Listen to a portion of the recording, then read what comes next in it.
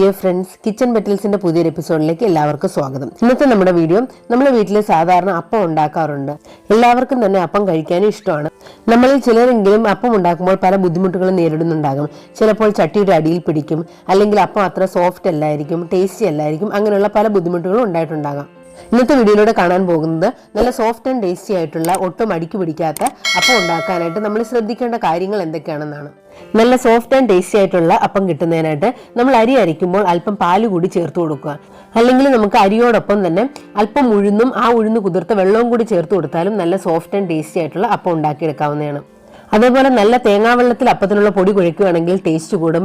ഇനി അപ്പത്തിന്റെ സോഫ്റ്റ്നെസ് കൂടാനായിട്ട് മറ്റൊരു കാര്യം കൂടി നമുക്ക് ചെയ്യാം. അതായത് നമ്മൾ അപ്പത്തിന് റെഡിയാക്കി വെച്ചേക്കുന്ന മാവിലേക്ക് ഒരു മുട്ട നന്നായിട്ട് പതപ്പിച്ചതിന് ശേഷം ചേർത്ത് കൊടുക്കുക. നല്ല സോഫ്റ്റ് ആയിട്ടുള്ള അപ്പം ഉണ്ടാക്കിയെടുക്കാവുന്നതാണ്. പിന്നെ പലരുടെ ഒരു കംപ്ലൈന്റ് ആണ് അപ്പം ഉണ്ടാക്കുമ്പോൾ ചട്ടിയുടെ അടിയിൽ ഒട്ടിപ്പിടിക്കുന്നതായിട്ട്. അങ്ങനെ ഒട്ടിപ്പിടിക്കാതിരിക്കാനായിട്ട് നമ്മൾ അപ്പം ഉണ്ടാക്കാൻ പോകുന്ന ചട്ടിയിൽ ആദ്യം ഒരു ബുൾസൈ ഉണ്ടാക്കുക. അതിനുശേഷം അതിൽ അപ്പം ഉണ്ടാക്കി നോക്കുക, ഒട്ടും തന്നെ ഒട്ടിപ്പിടിക്കുകയില്ല. പിന്നെ ചിലപ്പോഴെങ്കിലും നമ്മൾ അപ്പത്തിലുള്ള മാവ് റെഡിയാക്കി വെക്കുമ്പോഴത്തേക്ക് അത് പെട്ടെന്ന് അങ്ങ് പുളിച്ചു പോകും. അങ്ങനെ വേഗം പുളിക്കാതിരിക്കാനായിട്ട് നമുക്കൊരു കാര്യം ചെയ്യാം. നമ്മൾ റെഡിയാക്കി വെച്ചേക്കുന്ന മാവിന് മുകളിലായിട്ട് ഒരു വെറ്റില വെച്ച് കൊടുക്കുക. അതേപോലെ തന്നെ മാവ് വേഗം പുളിക്കാനായിട്ട് നമുക്ക് കാസറോളിൽ സൂക്ഷിക്കാവുന്നതാണ്. അപ്പോൾ ഇനി അപ്പം ഉണ്ടാക്കുമ്പോഴത്തേക്ക് നിങ്ങളൊന്നും ചെയ്ത് നോക്കുക. നല്ല സോഫ്റ്റ് ആൻഡ് ടേസ്റ്റി ആയിട്ടുള്ള അപ്പം ഉണ്ടാക്കിയെടുക്കാം. അതേപോലെ ചട്ടിയുടെ അടിയിൽ ഒട്ടും തന്നെ ഒട്ടുപിടിക്കുകയില്ല.